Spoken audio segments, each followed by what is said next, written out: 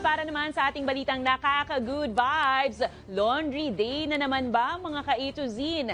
Paano na lang kung wala tayong dryer? Huwag yang problemahin dahil may wais at matipid na solusyon dyan. Panoorin to.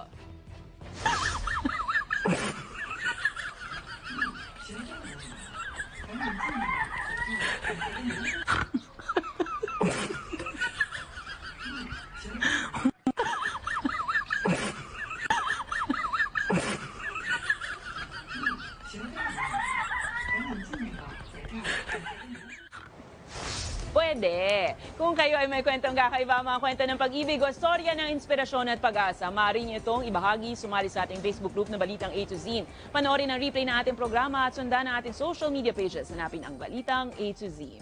Ang ating pabaong quote of the night ay mula sa Olympic champion na si Heidelin Diaz. Ayon kay Diaz, ang isang atleta ay hindi tumitigil kahit mabigo ng ilang beses dahil ang pinakamahalaga ay ginagawa mo ang iyong makakaya at sa huli ay wala kang pagsisisihan.